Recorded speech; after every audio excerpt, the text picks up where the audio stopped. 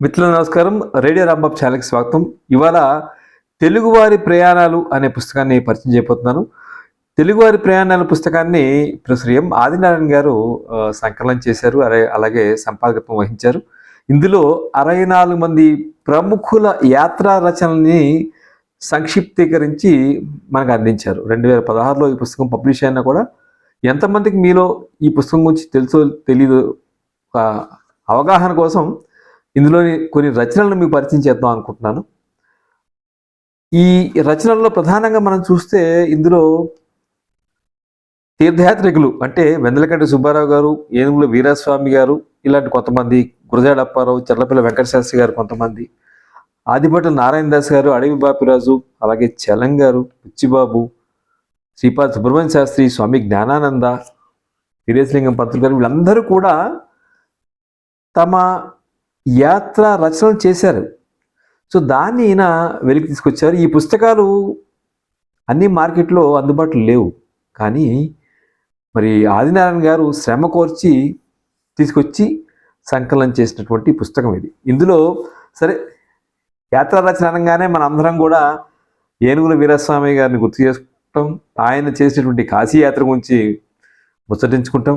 అయితే ఈయన ఏం చేశారంటే ఆయన రాసినటువంటి కాశీ యాత్రని మొత్తం ఒక 4-5 పేజీలు, ఒక 6-7 పేజీలు ఉంది. ఆయన ఎక్కడ మొదలెట్టారు, ఎటు వెళ్ళారు, ఎట్లా వచ్చారు, ఆయన రచనలోంచే, ఈయన సొంతంగా రాయలేదు, ఆయన రచనలోంచే కొంచెం ఎడిట్ చేసి మనకు అందించారు. సో ఇవాళ ఏనుగుల వీరాస్వామి గారు చేసినటువంటి కాశీయాత్ర రచనని కొంచెం సరళీకరించారు ఎవరు, మన ప్రొఫెసర్ ఆదినారాయణ గారు. సో ఈ తెలుగువారి ప్రయాణాలు పుస్తకంలో మొదటి వ్యాసం వీరిది కాదు. మొదటి వ్యాసం వెందలకంటి సుబ్బారావు గారు. ఆయన కాశీయాత్ర చేశారు ఈయనకన్నా ఒక కనీసం 5-6 ఏళ్ల ముందరే. కానీ ఆయన తన రచనని ఆంగ్లంలో రాశారు. దాన్ని అక్కిరాజు రమాపతిరావు గారు తెలుగులో తీసుకొచ్చారు. అయితే ఏనుగుల వీరస్వామి గారిని ఎందుకు మనం ప్రత్యేకంగా చెప్పుకుంటామంటే ఆయన మొత్తం ఒక 18 నెలల పాటు చేసినటువంటి యాత్రలో ఒక 100 మందిని తన వెంట తీసుకెళ్లారు, ఒక పరివారాన్ని. తన డే టు డే ఎక్స్పీరియన్స్ అంటాం కదా, ఏ రోజు ఆ రోజు ఎదుర్కొన్నటువంటి సంఘటనలు కానీ అనుభవాలన్నీ కూడా తన మిత్రుడు శ్రీనివాస పిళ్ళైకి రాసి పంపించారు.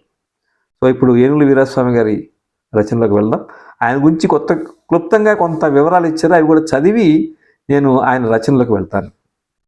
తెలుగు యాత్రా సాహిత్యానికి ఆద్యుడు, మహాయాత్రికుడైన వీరాస్వామి మద్రాసులోని సుప్రీంకోర్టులో దుబాషిగా ఉద్యోగం చేసిన పండితుడు.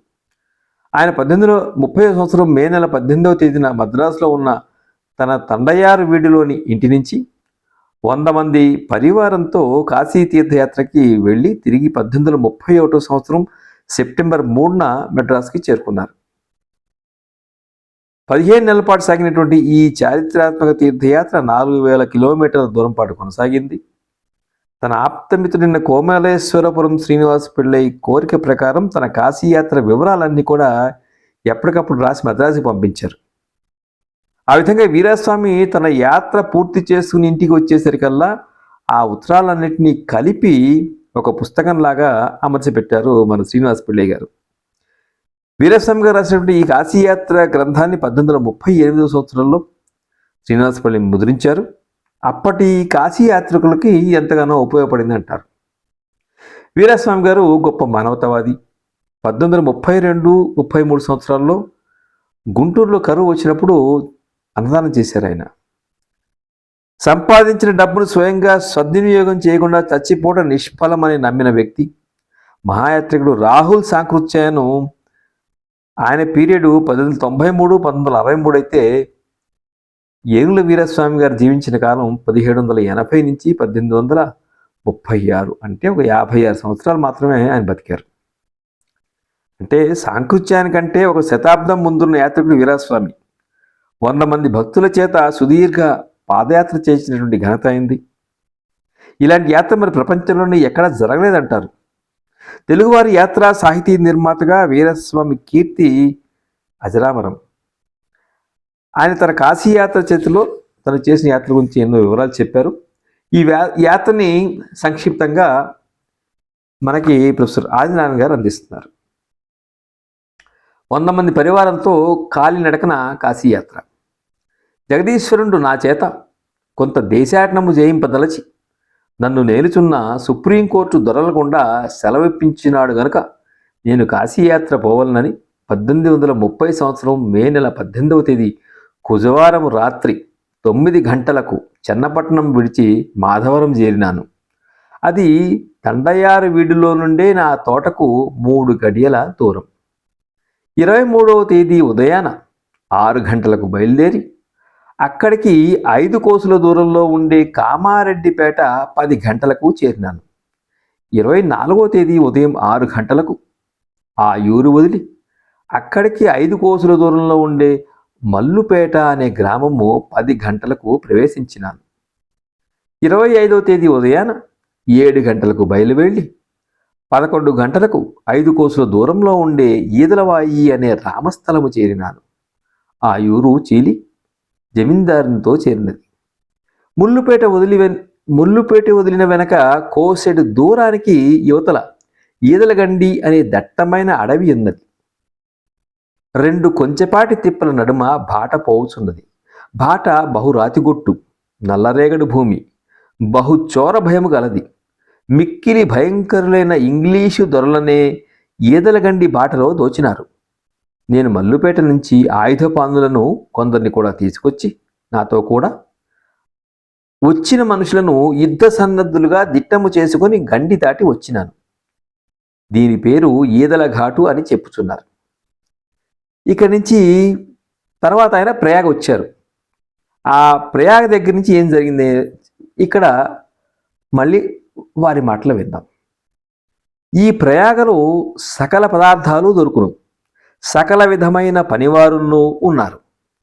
సీమ సామానులు అమ్మే ఇంగ్లీషు షాపు కూడా ఒక బంగాళీ వేసుకుని ఉన్నాడు, అంటే ఓ బెంగాలీ అన్నమాట. ఈ ప్రయాగలో అక్టోబర్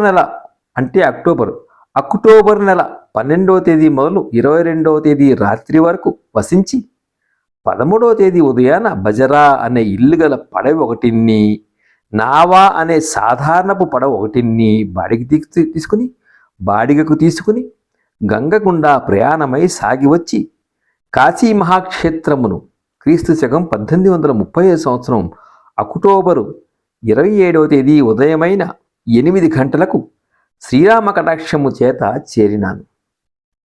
కాశీపట్నంలో నిండా జనసంఘం కలిగి ఉండును గనుక ఊరికి బయట అసి వద్ద ఉండే తోటలలో ఒక తావున దిగవలనని యోచిస్తుని. వాట్లలో స్థలము సంకుచితంగా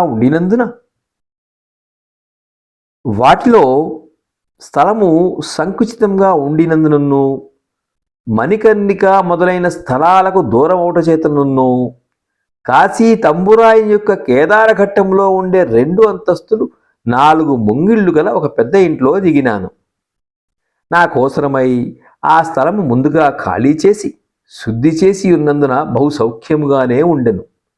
ఆ ఇల్లు గంగయొడ్డుగానే ఉన్నందున సమ్మతి అయినప్పుడు మిద్దె మీద నుంచి గంగా దర్శనము చేయడానికి అనుకూలముగా ఉండినది.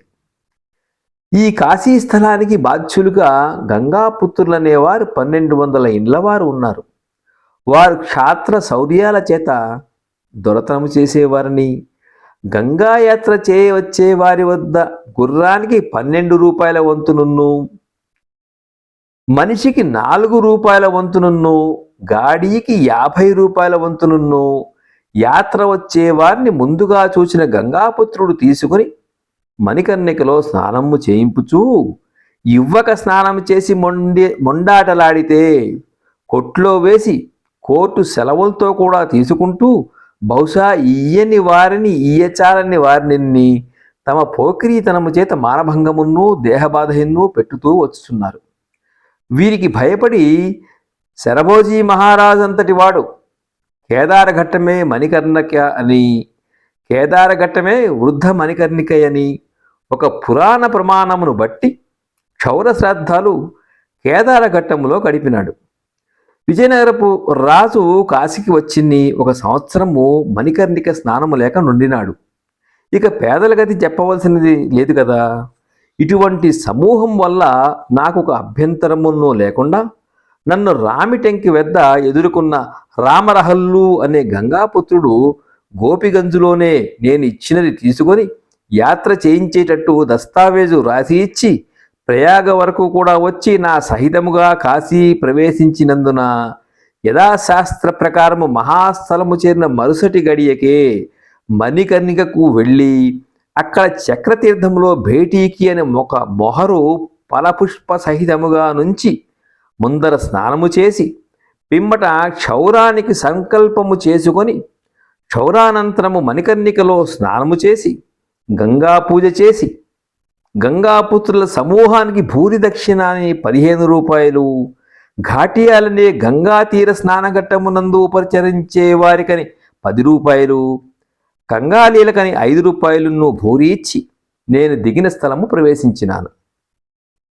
ఆ మర్నాడు నాతో కూడా వచ్చిన బ్రాహ్మణులందరి చేత తీర్థ శ్రాద్ధాలు పెట్టించడమైనది. 4వ దినము నేను తీర్థ శ్రాద్ధము పెట్టడమైనది. ఈ మహాస్థలములలో అన్ని శాఖల బ్రాహ్మణులను సమూహాలుగా ఉన్నందున శాఖకు 50 మంది వంతున అధిశ్రవణకును ఇష్టబంతికిని పిలిపించినాను. పావుల దక్షిణతో వారు సంతోషించినారు. ఈ కాశీలో మణికర్ణికకు మహాత్మ్యము వచ్చినందుకు కారణమేమంటే విష్ణువు చక్రము చేత తీర్థము కల్పించుకుని తపస్సు చేస్తూ ఉండగా పార్వతీ సమేతంగా శివుడు అక్కడికి వచ్చినంతలో పార్వతి యొక్క కర్ణికామణి ఆ తీర్థములో పడిపోయిన గనక శివుడు వెతికినట్టును విష్ణుమాయ చేత దొరకనట్టును తదనంతరము విష్ణువు భావమర్తి ఒప్పారితో హాస్యము చేసినట్టును ఆ చక్రతీర్థము పార్వతీ కర్ణికామణిని శివుని మానసమును ఆకర్షించి విష్ణు చక్రోద్భవమును అయినందున గంగా భగీరథుని నిమిత్తము భూలోక ప్రవేశమైనప్పుడు ఈ తీర్థ మహాత్మ్యము తెలిసి ఈ తీర్థ సంగమము చేసినది గనుక ఈ మణికర్ణికా ఘట్టము ఈ స్థలానికి అతి ముఖ్యమైనది. ఆ చక్రతీర్థములోనే ప్రథమ స్నానంను కాశీ ప్రవేశించగానే అందరూ చేయవలసినది. ఆ చక్రతీర్థము మణికర్ణికా ఘట్ట సమీపమునందు ఒక చిన్న గుంటగా ఉన్నది. ఆ తీర్థాన్ని గంగపుత్రులు ఆక్రమించుకోవడం మాత్రమే గాక సదా ఆవరించుకుని ఉంటున్నారు. కాశీపట్టణమునకు ఉత్తరమున వరుణ, కాశీపట్టణమునకు ఉత్తరమున వరణ, దక్షిణమున అసి అని 2 నదులు కాలువలుగా గంగలో సంగమం అవుతూ ఉన్నవి. అసి అనే కాలువ అతి స్వల్పం. ఈ మధ్య ఉండే భూమి వారణాసి అనే పుణ్యక్షేత్రమైనది. ఈ అసి వర్ణల మధ్య గంగ ధనురాకారముగా ప్రవహింపుచున్నది. గంగకు పడమటి ఒడ్డున కాశీపట్టణము ఏర్పడి ఉన్నది. అసి వర్ణల మధ్యము అవిముక్త క్షేత్రము గనుక ఇక్కడ దేహము వదిలిన జీవాత్మునికి తారకోపదేశము అవుతున్నదని పురాణ ప్రసిద్ధము. గనుక గంగా తీరమునందు ఇండ్లు స్నానఘట్టాలును నారుపోసినట్టు వీధిలో కూడా 8 అడుగుల భూమి విడవకుండా జానెడు భూమికి వేలమోడిగా రూపాయలు ఇచ్చి స్థలము విశాలముగా కావలిస్తే మిద్దె మీద మిద్దెగా 7 అంతస్తులు కూడా కట్టుకొని కాపురము చేస్తూ ఉన్నారు. ఈ అసి వర్ణల మధ్య గంగా తీరమందు భూమి కొనవలిస్తే పూనా శ్రీమంతుడు వగైరాలకు శక్యమే గాని సామాన్యులకు వైపు లేదు. అసి వర్ణల మధ్య కేదారఘట్టము మొదలు రాజఘాటు వరకు అహల్యాబాయి, నాగపురి రాజు, సింధియా వగైరాలు అనేక లక్షలు వ్రయము చేసి కాపురానికి ఇల్లును, స్నానానికి ఘట్టమును, శివప్రతిష్టకు గుడిని ఒకటిగా కలిపి కట్టుతూ వచ్చినారు. సవారీలలో స్నానానికి ఒక ఘట్టము నుంచి ఒక ఘట్టానికి పోవడము వీధులకు సంధి చేత ప్రయాస గనక చిన్న పడవల మీద పరువు గలవారు గంగగుండా పోతూ వస్తూ ఉంటారు. ఆ ప్రకారము పోయి వచ్చేటప్పుడు చూడడమునకు ఆ పట్టణము అతి సుందరముగాను అత్యద్భుతముగాను ఉంచున్నది. అందులో శ్రీధర మునిషి అనేవాడు కట్టిన ఘట్టము, అహల్యాబాయి కట్టిన ఘట్టము, మరికొందరు గోసాయిలు కట్టిన ఘట్టములను సుందరములుగా ఉన్నవి. ఈ అసీ వర్ణల నడిమి పుణ్యఘట్టములేవంటే వర్ణాఘట్టము, రాజఘట్టము, త్రిలోచన ఘట్టము, దుర్గా ఘట్టము, పంచగంగా ఘట్టము, మణికర్ణికా ఘట్టము, దశాశ్వమేధ ఘట్టము, కేదార ఘట్టము, హనుమద్ఘట్టము, అసిఘట్టము ఉన్నవి. త్రిలోచన ఘట్టం వద్ద చెన్నపట్నములో కస్టమ్ హౌసు రేవు వలనే సకల ధాన్యాలు భోలా అనే పెద్ద అంగళ్ళు పెట్టి మొత్తపు విక్రయాలు చేయుచున్నారు. రాజఘాటులో ముఖ్యమైన సుంకపు చావిడి ఉంచున్నది. ఈ క్షేత్రములో సర్వత్రా ఆలయములలోని అర్చకులు పంచగౌడులతో చేరినవారు. కాలభైరవుని అర్చకులు మాత్రం కానుపడాలని ఒక వింత జాతివారు. చెవులు మధ్యప్రదేశంలో బొంద చేసుకుని స్ఫటిక బిళ్ళలను ధరించి ఉన్నారు. మణికర్ణికా ఘట్టమునందు గంగాపుత్రులను గుర్జరులను వసింపుచున్నారు. దుర్గాఘట్టములో మహాజనులనే సాహుకారులు పూర్వీకులైన తలగ్నులను వసింపుచున్నారు. కేదార ఘట్టములో కంగాలీలనే దక్షిణ దేశస్థులు యాత్రార్థముగా వచ్చిన వారు మిక్కుటముగా వసింపుచున్నారు. దుర్గాఘట్టంలో ఇండ్లు ఉన్నతములుగా అంతస్తులు ఎక్కువగా కలిగి ఉన్నది. మణికర్ణికకు దక్షిణమున సమీపముగా చౌకంబ అనే గుజరీ అంగడి ఉన్నది. ఈ పట్టణములో పీతాంబరాలేమి, సకల విధములైన వస్త్రములేమి, అపూర్వమైనవి కావలసినంత మట్టుకు దొరుకును. పాత్ర సామానులు అపారముగా అమ్ముతూ ఉన్నారు. మహాజనులు రత్నాలు మొదలైనవి అమ్ముతూ ఉన్నారు. లక్కునో మొదలైన సంస్థానములకు కావలసిన ఆభరణాలు రత్నములను ఇక్కడి నుంచి పోవుచున్నవి. పట్టణానికి ఉత్తరముగా గంగా సంగమము అయ్యే వర్ణపట్టణమును చుట్టుకొని పడమరగా ప్రవహింపుచు దక్షిణమున అసితో కలిసి ఉంచున్నది గనక ఆవరణకు బహిప్రదేశములో జాతుల వారు సిక్కులూరు అనే ప్రదేశములో ఇండ్లు తోటలు కట్టుకొని వసింపుచున్నారు. ఇక్కడ ఉండే అధికారస్తులు గవర్నర్ జనరల్ ఏజెంట్ అనే సర్వాధికారి ఒకడు, అప్పీలు కోర్టు జడ్జీలు 3, కస్టమ్ కలెక్టర్లు 2, జడ్జి 1, మెజిస్ట్రేటు 1.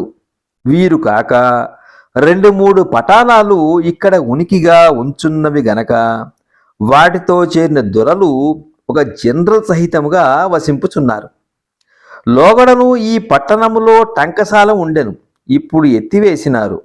ఈ దొరల కచేరీలు అన్నీ సిక్కులూరిలో ఉన్నవి.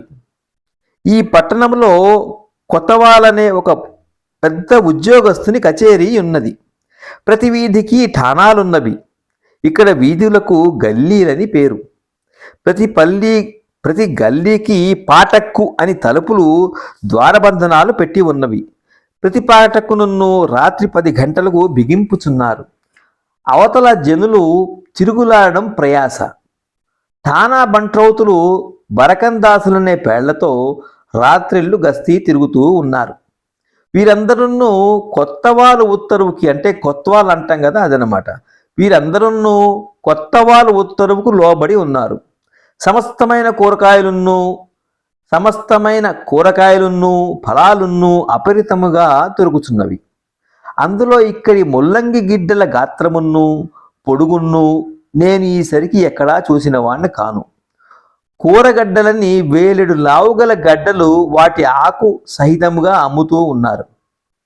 కిచ్చిలి మనులా పండ్లు, కిచ్చిలి కమలా పండ్లను చెట్ల కింద రాలి ఎత్తేవారు లేకనున్నవి. గొప్ప ఇండ్లు పట్టపగలే చీకటి ఉంచున్నవి. ఘాటియాలనే స్నానోపచర్యలు చేసేవారు అనేక జాతులుగా కలిసి ఉంచున్నారు. ఈ కాశీలో ఉండే ఉపద్రవాలు 3 చెప్పుకొనుచున్నారు. అవి ఏవంటే రాండు, సాండు, చీడీలని 3 ఉపద్రవాలు కలవు. రాండు అనగా విధవ స్త్రీలు, సాండు అనగా వృషభములు, చీడీలు అనగా మెట్లు. విధవలు నిండా యాచించడం చేతనున్ను, దుర్మార్గపు బాల విధవలు ఇతర నడతలు కలిగి ఉండుట చేతనున్ను వారి వల్ల బహుపీడ లోకులకు కలిగి ఉన్నది. వృషోత్సర్జనము చేసి లోకులు అనేక వృషభములను పట్టణంలో విడిచిపెట్టినందున ఈ గల్లీలలో మనుష్యులతోటి పాటు మెలిగి సంచరించుచూ ఉన్నవి. ఇట్లా నుండగా వాటికి రంది పుట్టినప్పుడు మనుషులను చాలా హింస పెట్టుచున్నవి. చీడీలని ప్రతి గల్లీలో మెట్లు ఎక్కి దిగవలసి ఉన్నది. వైపు తప్పిపడ్డ వారికి కాళ్ళు చేతులు విరగడం కద్దు. గోసాయిలు ధనికులుగా మహాజనాలనే పేరు పెట్టుకుని సాహుకారు పనులు చేయుచున్నారు. భిక్షాటకులుగాను బహుమంది బైరాగులతో పాటు సంచరింపుచూ ఉన్నారు. కంగాలీలనే భిక్షాటకులకు లెక్కలేదు. మరి ఈ కంగాలీలంటే ఎవరో మరి? సవారీ సమేతముగా యాత్ర వచ్చే వారిని యాచించే కంగాళీలు పక్కీరులు గల్లీలలో సవారీని సాగనియ్యరు.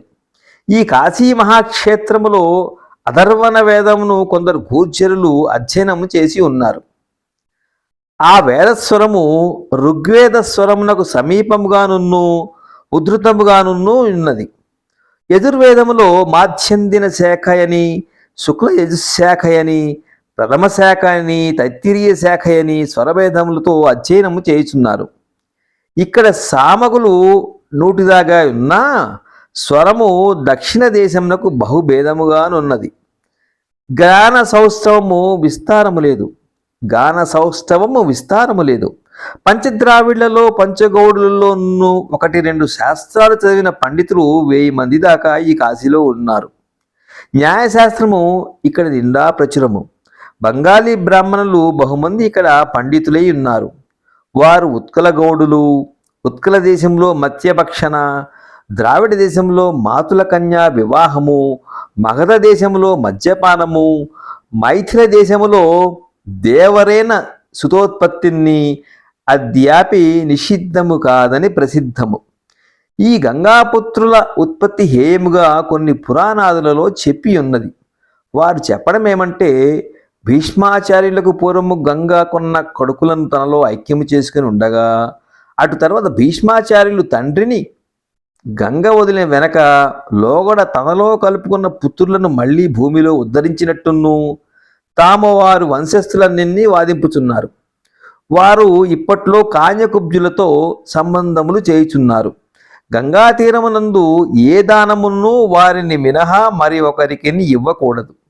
ఠానీ బ్రాహ్మణులు వచ్చిన వారికి తీర్థ పురోహితము చేసినా ఇండ్లలో ఇచ్చేదాన్ని ప్రతి గ్రహించతగ్గవారే గాని బాహాటముగా గంగా తీరమునందు తీసుకోలేరు. ఘాటియాలకు ఠానీలకు గంగాపుత్రుల భయము విస్తారముగా కలదు. ఈ ఉభయుల మీదనున్ను గంగాపుత్రులు తమ రహితులని అధికారమును ఆయా కాలములలో చెల్లింపుచూ వచ్చుచున్నారు. ఇక్కడి రూపాయలకు చెన్నపట్టణపు రూపాయలకును ఒక అనాభేదం ఉన్నది. మన రూపాయలు చిన్న. రూపాయికి 1కి 16 గండులనే 64 పైసలు. అన్ని భక్షణయోగ్య పదార్థాలను నయముగా అమ్మినా రుచి కలిగి ఉండటం లేదు. చూపుకు మాత్రం బహుబాగా ఉంచునవి. నీళ్లున్ను ఉప్పున్ను కలియని మిఠాయిని పక్వాన్నాళ్ళున్ను సకలమైన బ్రాహ్మణులను కొని భక్షింపుచున్నారు. చేసేవారి జాతి విచారణ అక్కర్లేదు. పుష్పాలలో జాజి పూలు తప్ప ఇతర సుగంధ పుష్పాలు దొరకవు. మన దేశంలో తురకపూలను నిషేధంగా ఎంచే పుష్పములంతా ఇక్కడ దేవతారాధనకు పరిగ్రహింపుచున్నారు. ఇక్కడ గుళ్లల్లో మహాపూజలని ప్రసిద్ధముగా చేయుచున్నారు. 30 రూపాయలలో ముఖ్యమైన స్థలములలో మహాపూజలు జరుగుతున్నవి. పట్టణమునకు దక్షిణ భాగమున అసీతీరమునందు దుర్గాగుడి ఒకటి ఉన్నది. ఈ దేవత ఈ పట్టణమునకు కావలిగా ఉండే శక్తిని పురజనములు మెండుగా ప్రతి మంగళవారమును వెళ్ళి ఆరాధింపుచున్నారు.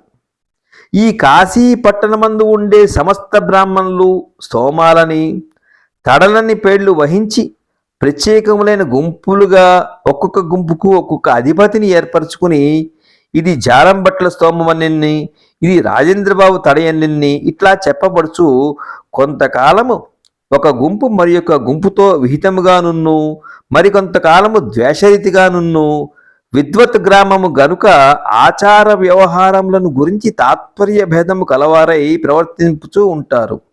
వీరిని ఆరాధన చేయడంలో ఉపాయము తెలిసి కొంత గుంపులకు ముందుగా కొంత గుంపుకు వెనక, కొంత గుంపుకు సమకాలంలో ప్రత్యేక స్థలాల్లోనూ ఈ ప్రకారముగా సభాపూజలు చేచూ రావలసినది. సుమంగళి పూజకు 1000 మంది స్త్రీలు ఒత్తురు. భిక్షము పెట్టేవారు కలిగితే 2000 మంది అనాథ స్త్రీలు జమ అవుతున్నారు. ఇందరికిన్ని అన్నపూర్ణ కటాక్షము చేత పుష్కలమైన అన్నము దొరుకుతున్నది. పిలువకనే వచ్చే పరదేశులలో స్త్రీలు పురుషులు 2000 మంది పంచద్రావిళ్లలో ఉన్నారు.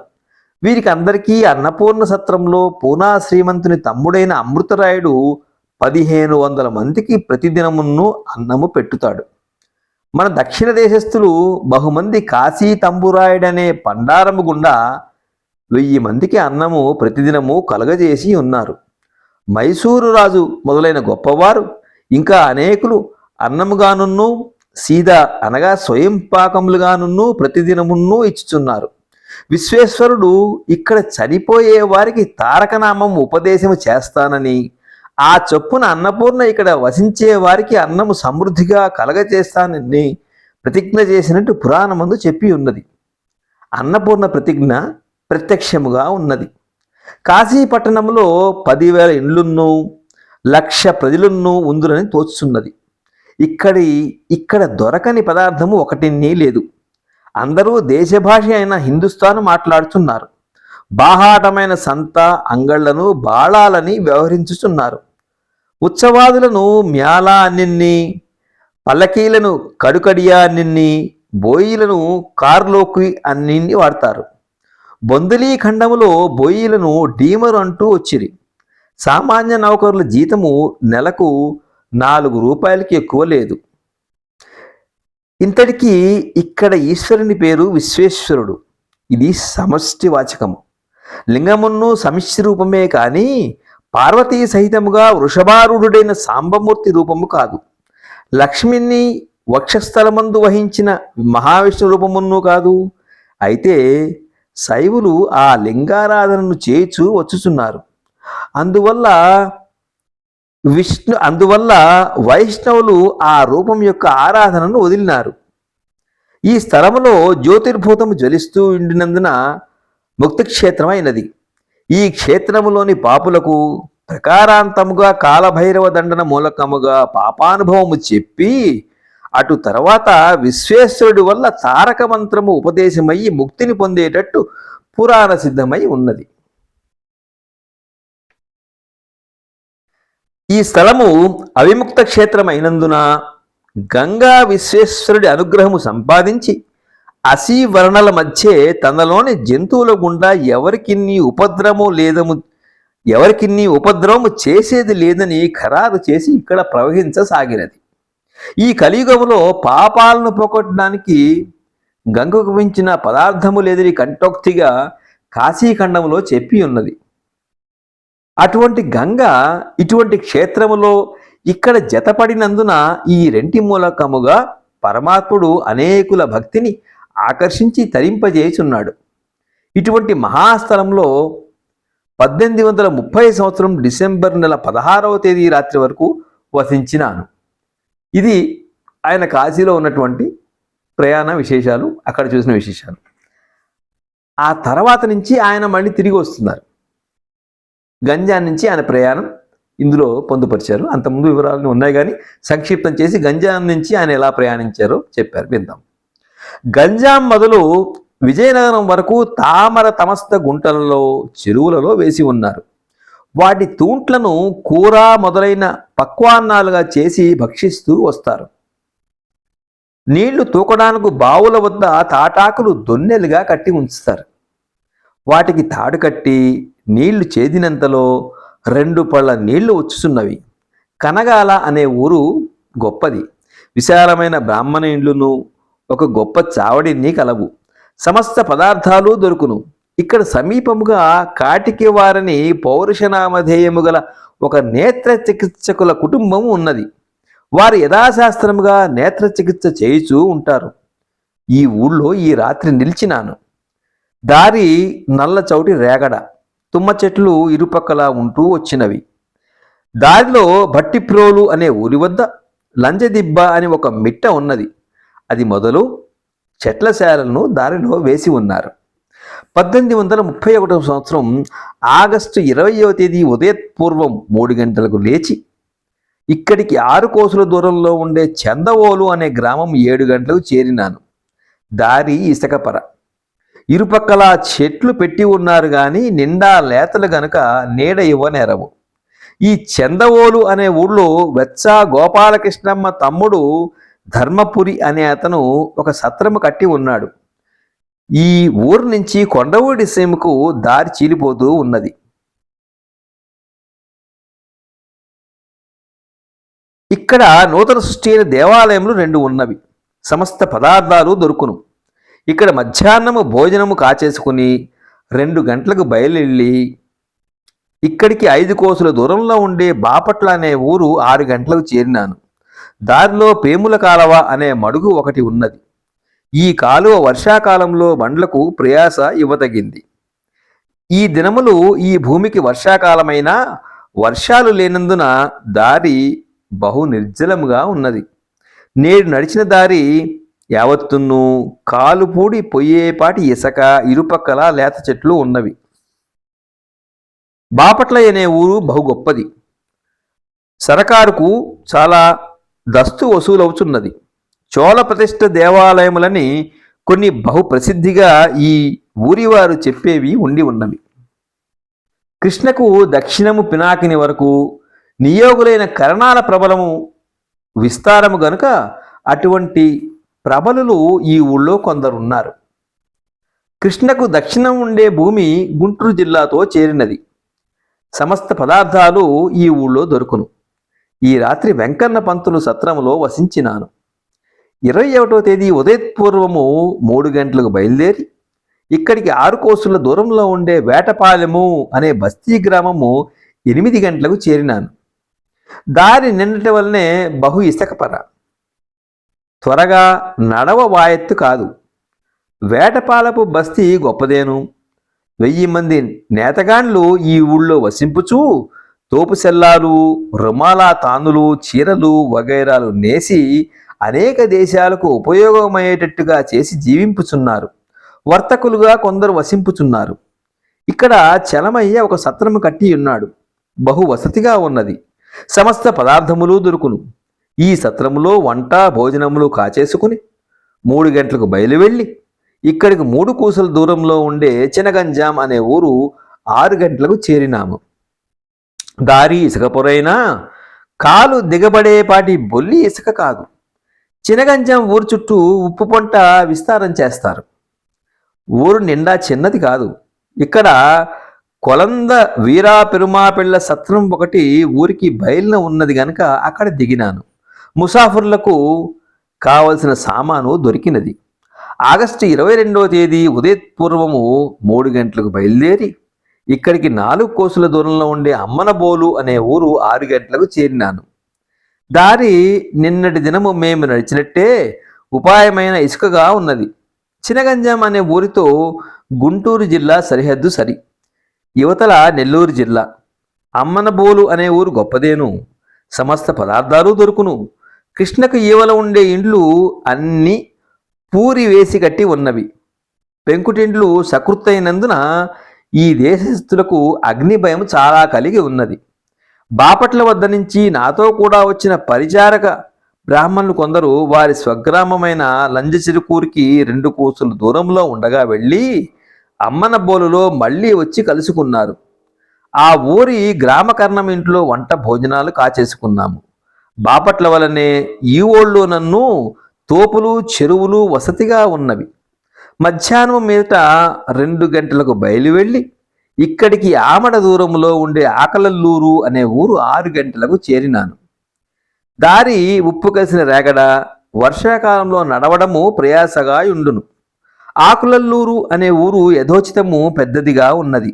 30 బ్రాహ్మణ ఇండ్లు ఉన్నా స్థలం ఇచ్చేవారు కారని ప్రసిద్ధికెక్కి ఉన్నారు. అయినప్పటికీ ఈ సీమ గ్రామ అధికారులైన రెడ్డి కర్ణాలను పిలిపించి మాట్లాడి ఒక బ్రాహ్మడి ఇల్లు కుదుర్చుకుని అందులో బస చేసినాను. అన్ని పదార్థాలు దొరికినవి.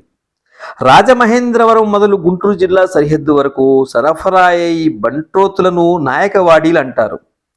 వారు ముసాఫిర్లకు గొప్పవారైన పక్షమందు సమస్త సరఫరా చేస్తూ రావాల్సినది. నెల్లూరు జిల్లా మొదలుగా అదే తరహా నౌకర్లను మహతాదులు అంటారు. నెల్లూరు జిల్లాలో భూమి కొలతను కుచ్చెళ్ళు అంటారు. కుచ్చెల ఒకటికి 8 గొర్రుల సంజ్ఞ. ఈ రాత్రి ఇక్కడ వసించడమైనది. 23వ తేదీ ఉదయపూర్వము 4 గంటలకు లేచి ఇక్కడికి 4 కోసుల దూరంలో ఉండే వెలగపూడి సత్రము 8 గంటలకు చేరినాను. దారి ఇసుక రేగడ. ఈ సత్రము రాజా ముద్రకృష్ణమనాయుడు వెలగపూడి అనే గ్రామము ముందుగా ఇక్కడి జమీందారుల వద్ద ఈనాముగా సంపాదించి కట్టినాడు. గ్రామపు వసూలులో సదావృత్తి ఇస్తూ వస్తున్నారు. సత్రము లక్షణముగా కట్టి ఇప్పటికీ బాగా ఉన్నా కళాహీనమై ఉన్నది. నా అనుభవము చేత విచారించగా కలకలలాడుతూ ఉండే భవంతుల కళావిలాసాలు ఒకటే తీరున ఉన్నా వాటి వ్యత్యాస కాలాలలో కళాహీనమై పాడుకోరుతూ ఉంటున్నది. కనుక ఇటువంటి మానుష నిర్మాణంలో ఎందు కూడా పరమాత్మని చైతన్యము యథోచితంగా ప్రతిఫలించేటట్టు తోచుచున్నది. ఇక్కడ వంట భోజనాలు కాచేసుకుని 5 గంటలకు బయలువెళ్ళి ఇక్కడికి 3 కోసుల దూరంలో ఉండే కరేడు అనే ఊరు 2 గంటలకు చేరినాను. కరేడు గొప్ప ఊరు. 50 బ్రాహ్మణేండ్లు, ఒక సత్రము, 2 గుళ్ళును కలిగిన పేట స్థలము. సమస్త పదార్థాలు దొరుకును. ఈ రాత్రి ఈ ఊరి కరణం కట్టించిన సత్రములో వసించినాను. 24వ తేదీ ఉదయ పూర్వము 2 గంటలకు లేచి ఇక్కడికి 2 ఆమడ దూరంలో ఉన్నటువంటి కొత్త సత్రం అనే పేరుతో రామానుజరాయుడు కట్టిన సత్రము 8 గంటలకు ప్రవేశించినాను. ఇక్కడ వంట భోజనము కాచేసుకుని ఇక్కడికి 5 కోసుల దూరంలో ఉండే జువ్వల దిన్నె అనే ఊరు 6 గంటలకు చేరినాను. దారి కొంత ఇసుక కలిగిన రేగడ. దారిలో మామిళ్ళ దొరువు అనే మజిలీ ఊర ముసాఫరు ఖానా, దొరలు దిగే లాయకుగా ఒకటి ఉన్నది. ఈ లాయకుగా అంటే వీలుగా అని. జువ్వెర దిన్న అనే ఊరు గొప్పదైనా నీళ్లు ఆసరా విస్తారము లేదు కనుక పంటలు జబ్బు. పేట స్థలముగా చాలా కోమటి ఇండ్లు ఉన్నందున సమస్త పదార్థాలు దొరుకును.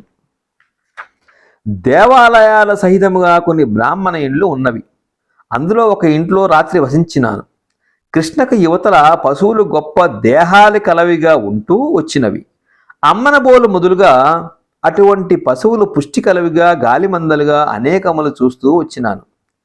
నేను ఈ వరకు కన్యాకుమారి మొదలుగా సంచరించిన భూములలో ఈ పాటి వైలక్షణ్యము, స్థూలము, ఉన్నతము గల పశువులను చూడలేదు.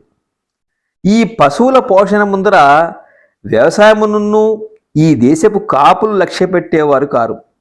పొలము బీడి వేసి వాటికి పుల్లరి అనే తిరువాయిచ్చి పశువులను మేపించి కాపాడుతారు. ఈ నెట్టువారికి పశుధరమే ప్రబలముగా కలిగి ఉన్నది. పినాకిని దాటి నెల్లూరు ప్రవేశించినాము. నది అరకోసెడు వెడల్పు కద్దు. ఒడ్డున రంగనాయకులపేట అనే గొప్ప విష్ణు స్థలం ఉన్నది. ఉత్తరమ 3 కోసుల దూరంలో జొన్నవాడ అనే ఊరు కామాక్షమ్మదేవి సహితముగా ఉన్నది. అక్కడ లక్ష్మీ సరస్వతులు వింజామర్లు వేసే అవసరముగా దేవి వద్ద బింబాలను వేసి ఉన్నారు. బహుమంది సేవించి వరప్రసాద సిద్ధులవుతారు. ఈ ఊరు భోగస్త్రీలకు మిరాసి గనక వారి సంఘ ప్రాబల్యము గలది. ఈ ఊరికి మిక్కిలి సమీపంగానే ఒక చిన్న కొండ మీద నరసింహస్వామి దేవాలయం ఉన్నది. ఈ జిల్లాలోనే ఒంగోలుకు 2 ఆమడ దూరంలో సింగరాయకొండ అనే జాగ్రత్త స్థలము ఒకటి ఉన్నది. నెల్లూరు సౌఖ్యమైన ఊరు, ఆరోగ్యకరమైన భూమి, సుమారు 1000 ఇండ్లు కలవు. ఉద్యోగస్తుల చేత నిబిడీకృతముగా ఉన్నది, కానీ వర్తకులు లేరు. సమస్త కూరగాయలు పదార్థాలు, మంచి పాలు పెరుగు కావలసినప్పుడు దొరుకును. నెల్లూరులో సమస్త విధములైన పనివాళ్ళు ఉన్నారు. మరునాడు యావత్తు ఇక్కడ వసించినాను. 28వ తేదీ ఉదయపూర్వము 3 గంటలకు లేచి అక్కడికి 2.5 ఆమడ దూరంలో ఉండే నాయుడిపేట అనే ఊరు 9 గంటలకు చేరినాను. ఇది పేట స్థలము. సమస్త పదార్థాలు దొరుకును. మనుబోలు మొదలుగా వెంకటగిరిరాజు వారి భూమి. ఈ పేటలోనూ వారి సదావృత్తి అన్నసత్రము నగరును ఉన్నది. ఇక్కడ భోజనము చేసుకుని 6 గంటలకు బయలువెళ్ళి ఇక్కడకు కోసెడు దూరంలో ఉండే బ్రాహ్మణ పుదూరు చేరినాను. నెల్లూరు మొదలుగా అరవ మాటలు వింటూ వచ్చాను. 29వ తేదీ మధ్యాహ్నం మీద 3 గంటలకు బయలువెళ్ళి ఇక్కడికి ఆమడ దూరంలో ఉండే దొరవారి కోనేరు అస్తమానానికి చేరినాను. ఇక్కడ వెంకటగిరి రాజు ఒక గుంట తవ్వించినాడు. అందులో ఎన్నటికీ అసోష్యముగానున్ను రుచికరంగానున్ను ఆరోగ్యకరంగానున్ను ఉండే ఉదకము కలిగి ఉన్నది. ఇక్కడ వారు కట్టి ఉండే సత్రము చావిళ్ళు యథోచితంగా విశాలములై ఉన్నా నిత్యము వేలమోడిగా ప్రజలు దిగుతారు గనక స్థలము సమర్థముగా ఉన్నది. సమీపమందు ఉండే అంగళ్లలోనూ బాటసార్లకు కావలసిన పదార్థాలు దొరుకును. ఇక్కడ ఈ రాత్రి వసించినాను. దారి ఎర్ర ఇసుక ఇరుపక్కల అడవి. సెప్టెంబర్ నెల 3వ తేదీ సాయంకాలము 5 గంటలకు బయలువెళ్ళి ఇష్టులతో కూడా చిన్నపట్టణంనకు అరకోసు దూరంలో తండయారు వేడిలో ఉండే నా తోట ఇల్లు 6 గంటలకు చేరినాను. దారి ఇసుక పరభూమి, ఇరుపక్కల తోటలు సత్రాలు దట్టముగా ఉండుట చేతనన్ను బాట వెడల్పు చాలా కలిగి ఉండుట చేతనన్ను బహు రమణీయముగా చూడవేడుకగా ఉన్నది. జగదీశ్వరుడు తృణాన్ని మేరువు చేసుననే వాక్యము సత్యమని నేను అతి ఘోర ప్రమాణము చేయగలను. అది ఎట్లాగంటే నేను స్వస్థలము వదిలి మళ్ళీ చేరిన కాలము 15 మాసాలు 15 దినాలు 10 నిమిషాలు. నా స్వస్థలము వదిలి దూరదేశము సంచరించి మళ్ళీ వచ్చినట్టు నాకు నా పరివారానికి నీ తోపచేయక, ఒకరికి కాలులో ముళ్ళు కూడా నాటినట్టు తోపచేయకుండా తృణానికి తక్కువైన నన్ను రాజఠీవిగానే స్థలము చేర్చినాడు గనక అవ్యాజముగా ఈశ్వరుడు తృణాన్ని మేరువు చేస్తాడనే మాట సత్యం సత్యం పునఃసత్యమని నా సహోదరులైన లోకులు నమ్మవలసినది. ఇది కాశీయాత్ర చరిత్రలో సంక్షిప్తంగా ఏనుగుల వీరాస్వామయ్య గారి రచన. ఇలాంటి అరుదైన రచనలన్నింటినీ కూడా తెలుగువారి ప్రయాణాల్లో మనం చూడొచ్చు. రాబోయే రోజుల్లో ఒక్కొక్క రచన ఏ విధంగా ఉందో ఆ రచన రుచి ఏమిటో మీరు తెలుసుకుంటారు. ఇది తెలుగువారి ప్రయాణంలో మొదటి ప్రయాణం. ఏనుగుల వీరాస్వామయ్య గారి ప్రయాణం, కాశీయాత్ర చేశారు. ఆ ప్రయాణాన్ని మీరు విన్నారు. ఇంత అందంగా ఈ పుస్తకాన్ని తెచ్చినటువంటి ప్రొఫెసర్ ఆదినారాయణ గారిని అభినందించాలి. ఈ పుస్తకం ఎంఎస్కో పిక్చరున వారి దగ్గర దొరుకుతుంది. తప్పకుండా చదవండి ఈ పుస్తకాన్ని. చాలా ఆసక్తికరంగా ఉంటాయి ఈ ప్రయాణాలు, ఆ ప్రయాణాల రచనలన్నీ కూడా. మళ్ళీ మరొక వీడియోలో మరొక రచనను, మరొక ప్రయాణాన్ని ఎలా వర్ణించారో ఆ రచయిత తెలుసుకుందాం. ఈ వీడియో మీకు నచ్చినట్లయితే లైక్ చేయండి, షేర్ చేయండి. రేడియో రాంబాబు ఛానల్కి సబ్స్క్రైబ్ చేయండి. నమస్కారం.